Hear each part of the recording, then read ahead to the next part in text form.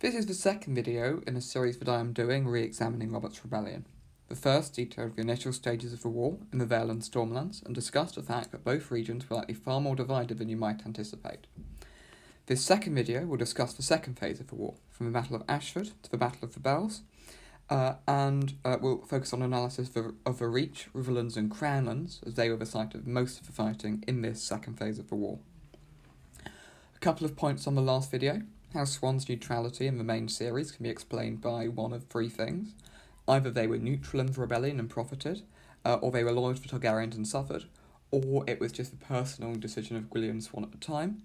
I think the first option, that they were neutral and profited, is the most likely, but it's hard to tell, and regardless of which one actually happened, it doesn't have a huge impact on our understanding of rebellion and what happened in it.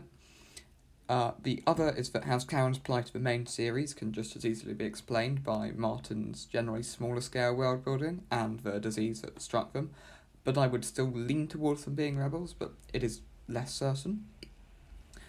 After Robert's victories at Summerhall, the map of the south of Westeros looked something like this. The Reach and Dorne were controlled by loyalists, whilst the Stormlands were dominated by the rebels, but there were still a lot of loyalist houses there. Long Table was also an exception to this. It was still controlled by forces loyal to House Merryweather, as Owen Merryweather had only just been stripped of his lands and titles at the time. The Tyrells were beginning to raise an army in Highgarden, though they would likely be unable to master the full strength of the Reach due to a lack of time, and the Hightowers only sending a token force due to their dislike of the Targaryens. If the Tyrells could march quickly enough, Robert would be cut off in the Stormlands and could be trapped and defeated, so Robert himself had to march quickly and get north to join his allies. In order to do that, he would have to cross the Mander, which could only happen at Cider Hall, Long Table, Bitterbridge, or Tumbleton, and Robert likely decided to try and cross at Long Table because they were the most likely to be sympathetic to his cause, and so he might be able to cross there without having to fight a battle. As such, Robert marched west towards Ashford, where he was caught by the vanguard of the Tyrells under Randall Tarley. Robert's troops were likely exhausted from rapid marching across half of Westeros, and they folded pretty easily, and Randall Tarley took control of the battlefield before the main bulk of the Tyrell forces arrived under Mace Tyrell himself. In spite of this, Robert was still able to escape north towards Long Table, which means that although the battle itself was a tactical victory for the Loyalists, it was a strategic victory for the rebels because they succeeded in what their goals were in a wider sense. So Robert at Long Table likely found a castle that was divided between forces in support of the Targaryens and forces who would prefer to switch sides and join the rebels. In the end, it looks like he was forced to storm the castle because he did not restore the Merryweathers to their lands and titles until a few years after the rebellion, and they did not receive all of the lands that had originally been taken from them by Aerys. However, Ashford itself was now left under loyalist control, but Robert did now control Long Table, which left him free to move north, and he could now go and join his allies from the north and the Vale. We need to take a brief reprieve from our discussions of the course of the war itself to talk about Stannis' marriage to Selyse Florent. Stannis became Lord of Dragonstone after Rebels won, and as such it would make sense to marry a member of one of his vassals' houses, ideally a Velaryon, but if not, a Celtigar or a Balraman would also be fine. Instead, Stannis married Selyse Florent, a member of the junior branch of House Florent. This makes essentially no sense. If you were looking at a marriage for Stannis, you would, as I mentioned earlier, ideally want a house one as new vassals, but if you couldn't get that, then even from the Florents, there were members of the senior branch who were also available. Stannis also trusts the Florents to a surprising and even arguably irrational degree, and even those who sided with Renly, and has a Florent as his Castellan, Hand and Admiral at the end of A Clash of Kings. The Florents are also noted for their desire for Highgarden, and I think they may well have made an alliance with the Baratheons at some point in the war, switching sides, either in exchange for Highgarden or in exchange for the marriage between Stannis and Selyse. I would guess the first option is more likely, and that Florence were initially promised Highgarden, only for the Baratheons to renege on that deal in order to make peace, and gave the Florence the Stannis-Selyse marriage as a consolation prize. Regardless of the exact terms of the deal that was negotiated, based on the Florent ambition for Highgarden, the trust that Stannis has in them, it does seem likely that Florence did switch sides at some point during the war, likely around this point when Robert was at Long Table. And so the question now is, how did the Florent forces get to Long Table? And the answer seems to be that after the Battle of Ashford, Mace Tyrell sent some forces to pursue the Baratheons, either led by the Florents or with a large Florent contingent within them. And after the Florents arrived at Long Table and switched sides to join the Baratheons, there was likely some fighting within that host, because not all of the Reach forces will have wanted to switch sides. So why were the Florents sent specifically, and why would command not go to someone like Randall Tarly? Okay, well, or why was Randall Tarly not sent? Well, Tarly was not sent in order to stop Randall Tarly getting any more prestige, essentially, at Mace Tyrell's expense, as Tarly had already essentially won the Battle of Ashford, to a degree undermining Mace Tyrell. And the reason the Florents were sent in particular was likely because the Florents would be a voice against the Tyrells, trying to undermine their authority, and sending the Florents away would give the Tyrells greater control over their vassals.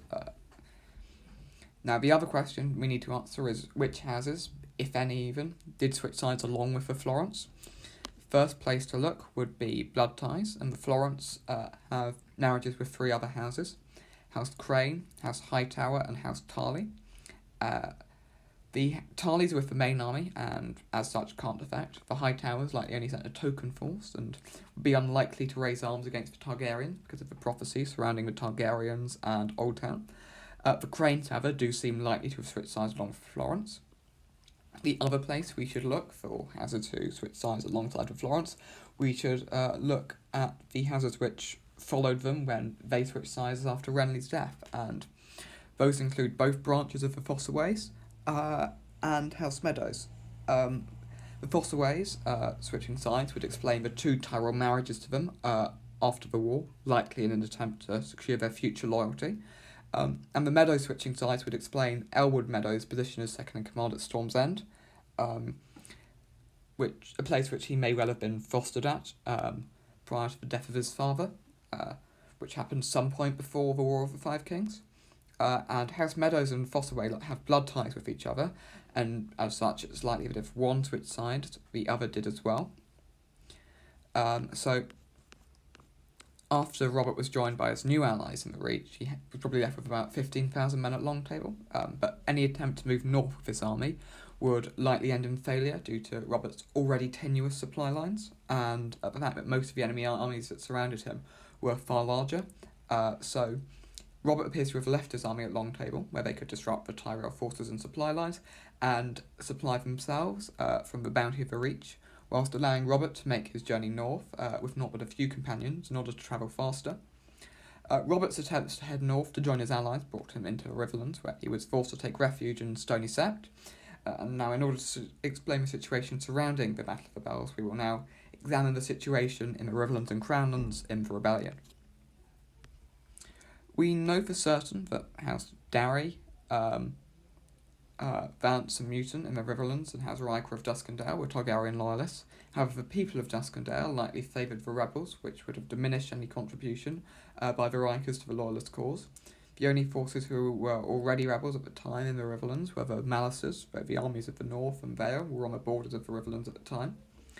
Meanwhile, John Connington had assembled an army of loyalists from the Stormlands and Riverlands, Vale and Crownlands to oppose the rebel forces.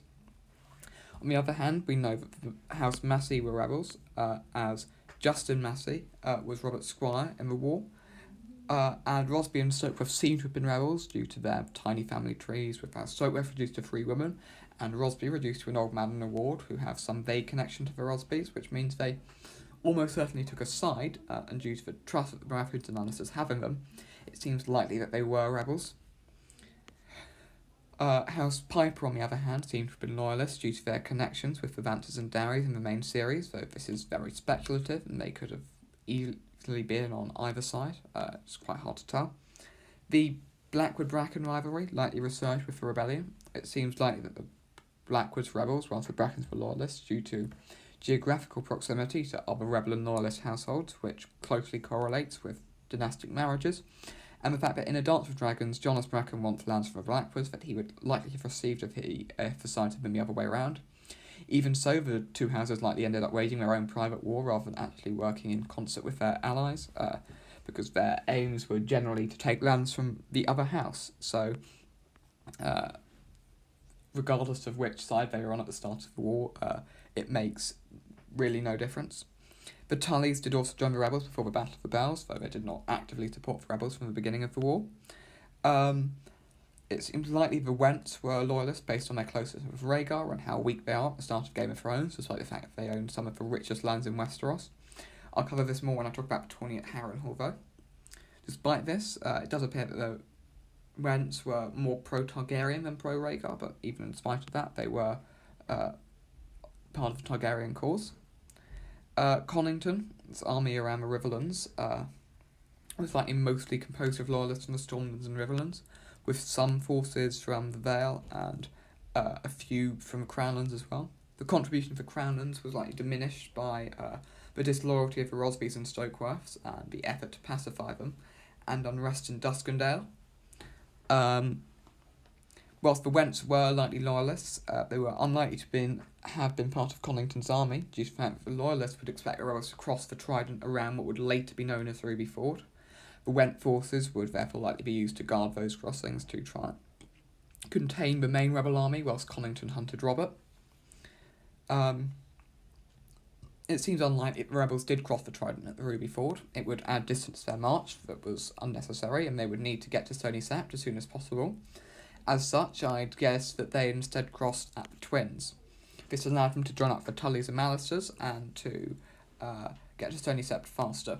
The price of the crossing seemed to have been a series of marriages between the Freys and Houses of the Vale, as the Freys secured several marriages and betrothals around this time with the Royces, Hunters, Hardings, and Waynwoods. The rebel army itself was smaller than we might expect.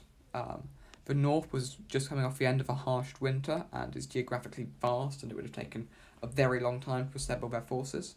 As such, I'd be able to guess that they were only able to get about 10,000 men, mostly from more southern houses like the Manderleys and Dustons, though there would also be some significant contributions from the more northern ones.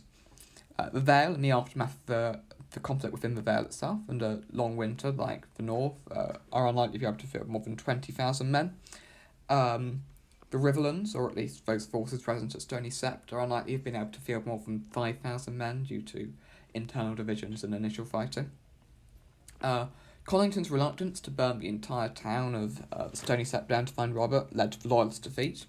If Connington had been sufficiently ruthless, he would have been able to kill Robert, the leader of the rebels, although due to the disparity in numbers and surprise of the battle, he would likely still have lost the fight itself. The battle does give some evidence that the faith of the Seven were supporting Robert, ringing the bells in order to warn of the Targaryen approach, in order to hide Robert within the town, and Connington's defeat of the Bells seriously damaged the Targaryen cause. It was a significant blow to their prestige, and whilst there were forces from Dorne and later the Reach heading north to reinforce the Loyalists, the Loyalist cause of the Riverlands itself was irreparably weakened, with Connington's army routed and the Wents now isolated. In the aftermath, the rebels returned to Riverrun, where Eddard Stark and Jon Arryn wed Catelyn and Lysa Tully. Eddard Stark's marriage to Catelyn was likely from the start of the war, in order to fill the prior betrothal between Catelyn and Brandon, but Jon Arryn wedding Lysa likely only came about due to the death of Denys Arryn in the Battle of the Bells. The rebel forces now had a free hand to deal with any remaining opposition in the Riverlands, with the only significant house in the Riverlands which had forces in the field in opposition to the rebels was the Wents. In the aftermath of his defeat, Connington was, like Merryweather, stripped of his lands and titles and exiled.